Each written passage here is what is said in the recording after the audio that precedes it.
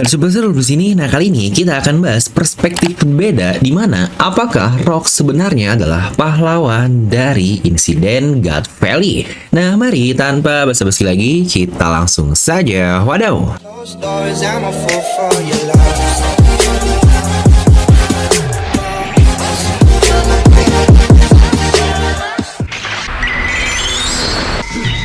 Nah, jadi apakah Rox adalah sosok jahat seperti yang dikatakan di awal oleh Sengoku, di mana dia banyak yang sangat kejam dalam sejarah hingga pemerintahan dunia harus menghilangkan keberadaannya dari eksistensi di dunia ini. Tapi jika kita lihat dari apa yang Sengoku katakan, di situ dia berkata juga jika Rox ini ingin menjadi King of the World dan mengimplikasikan jika mereka mengincar Tenryubito. Tapi bukankah setelah kita melihat informasi terbaru dari insiden God Valley, alasan Rox datang ke tempat tersebut murni karena keinginan bajak laut saja untuk hadiah yang mereka dapatkan. Walau sebenarnya ada beberapa hal misterius, terutama dari apa yang Garp katakan kepada Kong tersebut, yang kira-kira apakah itu semua? Kita akan bahas semua hal itu di video ini, jadi pastikan kalian tonton video sampai habis ya, agar tidak ada informasi yang miss dan juga setengah-setengah.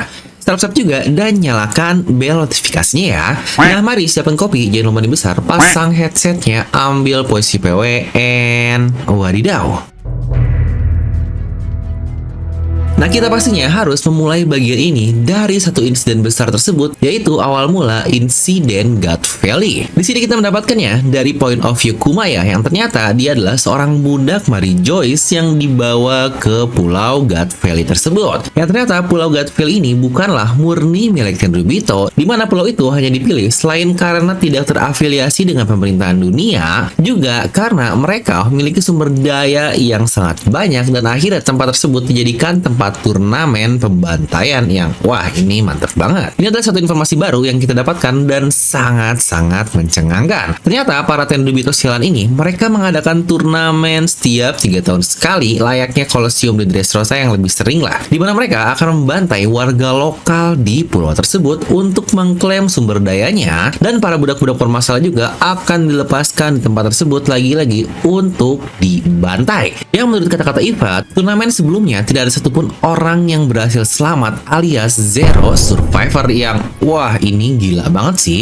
Mereka benar-benar kejam sekali membunuh manusia layaknya membunuh serangga. Dan yang membuat turnamen ini sangat menarik bagi mereka adalah di mana pemenangnya akan mendapatkan hadiah yang sangat luar biasa. Di mana di cast God Valley ini setidaknya 2 buah iblis, dan itu adalah naga Seiryu serta Nikyu Nomi. Nah, mungkin akan menjadi pertanyaan bagi kita semua, ngapain sih para Tenryubito memakan buah iblis luar biasa tersebut, karena bukankah sejauh ini kita belum pernah melihat ada Tenryubito yang memakan buah iblis? Atau yang kedua, sama seperti perkataan Hankook, mereka dipaksa memakan buah iblis untuk dijadikan objek mainan yang baik lagi buat para budak. Yang bukankah sangat menarik sekali jika kita mendapatkan budak yang dapat berubah menjadi naga seperti Kaido. Nah, menariknya juga turnamen ini semacam acara spesial bagi para Tenryubito karena disiarkan secara live loh di Mary Joyce, yang udah mirip kayak turnamen Olimpik lah untuk acara pembantaian manusia ini. Jadi dari sini kita bisa tahu God Valley bukanlah sebuah lokasi spesial hingga didatangi oleh bajak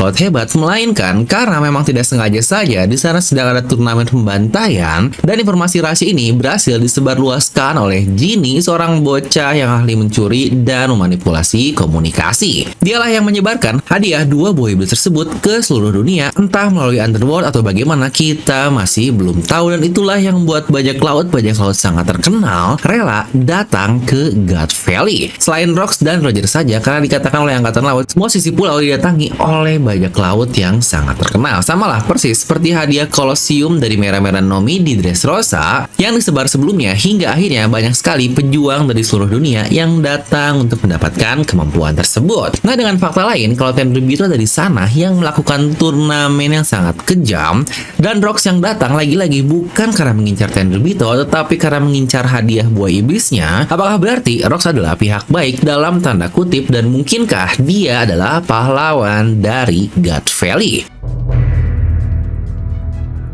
Nah, ngomong-ngomong tentang Rocks, inilah sponsor dari video ini dengan DNA Merchandise, dimana buat kamu-kamu nih yang cari kaos bajak laut Rocks dan suka dengan desain yang sangat simpel biar nggak wibu-wibu banget. Langsung cek out sekarang kaos bajak laut Rocks ini, dimana kalian juga bisa pesan untuk kaos Kaido dan Big Mom juga. Harga hanya 75.000 saja, ada free ongkir, bisa COD, kaos dan sablon premium, pokoknya mantap lah. Langsung klik link di deskripsi video ya. DNM, level up your wibuness. Nah, balik lagi, kalau dibilang secara gamblang, apakah dia pahlawan atau bukan? Ya, dari reputasi dan sikapnya memang tidak memungkinkan jika sosok Rocks ini disebut sebagai pahlawan kan? Tapi ingat kata-kata Garp yang saya bilang mencurigakan. Di situ dia bilang kepada Kong, ya salah kalian sendirilah, berani-beraninya kalian menyenggol Hachinosu.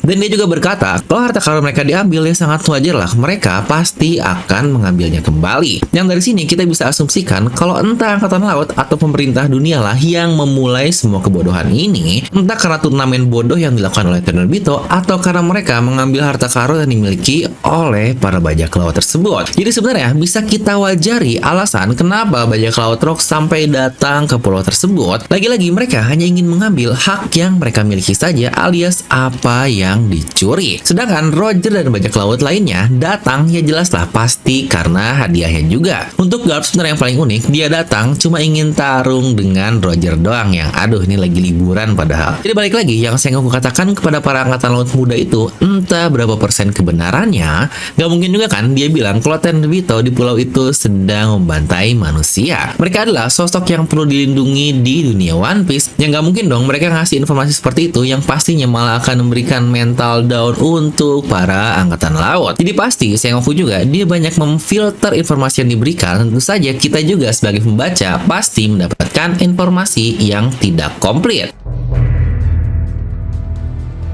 Dan memang seperti yang kita tahu, keadilan di dunia ini hanya dimiliki oleh pemenang saja, entah di dunia One Piece ataupun di dunia kita. Dan bukankah satu quotes yang paling terkenal yang tentu saja kita dapatkan di Perang Marineford, di mana itu adalah kata-kata dari Doflamingo, siapapun yang menang di sini adalah keadilan. Ya benar, inilah salah satu alasan kenapa saya suka One Piece, karena definisi di One Piece ini tidak ada yang benar-benar putih atau benar-benar hitam. Ibarat dua sisi mata koin lah, mau dibilang apa yang dilakuin pemerintahan dunia semuanya salah, tapi ya nggak juga toh. Mereka juga tetap menjaga rakyat dan mereka menjaga kestabilan dunia dengan caranya sendiri, dan menurut mereka itu adalah keadilan. Sama seperti bajak laut, banyak juga bajak laut kriminal yang membantai para rakyat-rakyat juga, dan juga mereka menyebut itu sebagai keadilan. Balik lagi, tidak ada yang benar-benar hitam dan benar-benar putih, dan keadilan hanyalah dimiliki oleh pemenangnya saja. Contoh jelas pun sudah kita lihat di serial ini, di mana Skypiea lah, Dressrosa lah, di mana pasukan pemberontak pasti disebut sebagai orang jahat. Lagi-lagi alasannya pun sangat jelas, karena mereka adalah pihak yang kalah karena tidak bisa membuat kerajaan tersebut dimiliki oleh mereka, yang bahkan kemungkinan besar Ancient Kingdom pun sama oleh pemerintahan dunia, dimana kita tahu pemerintahan dunia lah pemenangnya di insiden tersebut. Makanya mereka menjadi keadilan, dan semua hal tentang Ancient Kingdom akhirnya diubah menjadi kriminal dan sangat dibuat tabu di dunia One Piece. Dan jika Rocks pun dikatakan seperti itu oleh Sengoku sampai dia dihilangkan dari sejarah, pasti karena dia yang kalah tidak mendapatkan keadilan, dan semua hal tentangnya dinobatkan sebagai sesuatu yang sangat buruk. Dia hanya orang jahat yang terlalu banyak mencatat hal kriminal lah, merusak hal tabu di dunia lah, dan lagi-lagi terkait semuanya dibuat dengan negatif.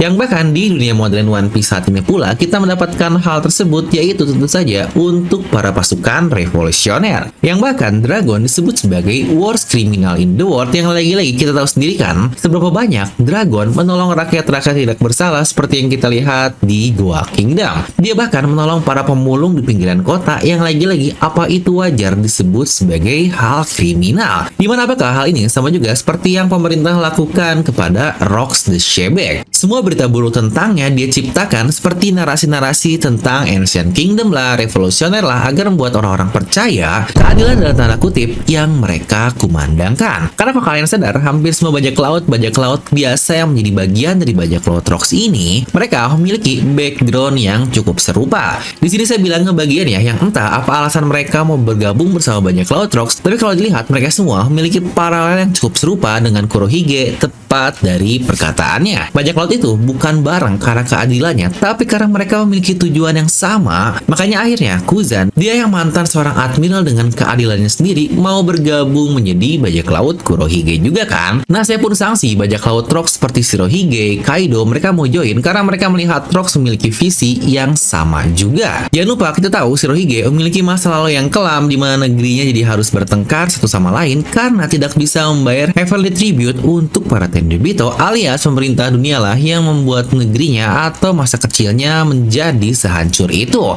Dan tidak hanya itu, untuk kasus Kaido pun sama. Dia bahkan dijadikan alat tukar oleh raja di negeri yang dia layani. Jangan lupa juga dia adalah tentara di negerinya loh yang sangat dibanggakan. Tapi akhirnya dihianati oleh rajanya hanya agar mereka bisa mengikuti referee dan lagi-lagi menjadi bagian dari bawahan Tenryubito. Keduanya memiliki background yang sama, yaitu membenci pemerintah dunia. Bahkan impian Kaido sudah kita lihat ketika dia berkata ingin kesetaraan, walau dari caranya adalah dengan membuat perang di dunia ini. Hingga para bangsawan-bangsawan sialan itu akan merasakan apa yang kita rasakan di dunia bawah. Yang bukankah ini pun hal yang sangat-sangat masuk akal sekali, seperti yang sekarang apa dilakukan oleh para revolusioner. Mereka akhirnya membakar tempat makanan agar para bangsawan dunia ini bisa merasakan kelaparan yang dirasakan di dunia bawah. Yang sejujurnya jika saya tarik lebih jauh lagi, bukankah ini akan cukup masuk akal jika Kaido akhirnya mengakui Luffy sebagai Joy Boy karena dunia yang Luffy impikan adalah agar teman-temannya bisa makan sepuasnya, yang lagi-lagi sangat masuk akal dengan semua konsep yang sudah dibuat entah oleh revolusioner, Kaido, dan beberapa hal lainnya, dan itu pun untuk para Tenryubito sialan tersebut. Jadi lagi-lagi dari sini kita bisa melihat seberapa bencinya mereka terhadap pemerintahan dunia.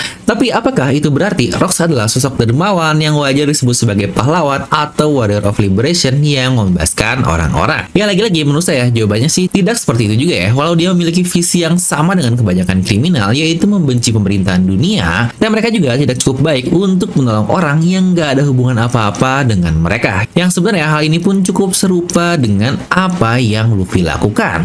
Yang pertanyaan adalah apakah itu adalah hal yang salah? Ya balik lagi, nggak ada yang namanya keadilan yang bisa diciptakan oleh manusia. Keadilan bagi si A atau bagi Luffy bahkan belum tentu keadilan dari pihak si B, atau mungkin dibalik juga. Yang sebenarnya ini bahasan yang ini sangat complicated sekali sih. Tapi poinnya adalah walau mereka tidak 100% benar, tapi dengan datangnya Rocks dengan beberapa bajak laut lain ke Pulau God Valley, entah rakyat-rakyat pulau asli tersebut atau budak yang seharusnya akan mati 100%, akhirnya dapat selamat karena kekacauan yang mereka buat plus bantuan dari Kuma juga. Ya semuanya balik lagi ke kata-kata dari Eustace Kid. Bukankah kalau dilihat dunia kriminal jauh lebih beradab dibandingkan para bangsawan-bangsawan sialan dunia tersebut? Yang sebenarnya lagi-lagi, bukankah untuk para supernova pun akan sangat serupa sekali? Lau sangat membenci pemerintahan dunia karena masa lalunya yang kita lihat di Fleet Fans, dan juga Eustace Kid sangat membenci pemerintahan dunia lagi-lagi karena masa lalunya di kampung halamannya juga, dan persis seperti Luffy juga, dia juga sangat membenci pemerintahan dunia karena apa yang terjadi di Goa Kingdom, yang bukankah sebenarnya ketiga orang ini sangat-sangat membenci pemerintahan dunia dari lubuk hati yang terdalam. Ya kalau begitu kita masih belum tahu sih apa yang sebenarnya terjadi di insiden God Valley. Yang kira-kira menurut kalian apa? Coba tuliskan di kolom komentar. Dan seperti biasa, semoga kalian terhibur dengan video ini. Like aja kalian suka, dislike aja kalau suka. Jangan lupa untuk subscribe dan juga share ke teman kalian. Gue Devil pamit, and I'll see you guys next time.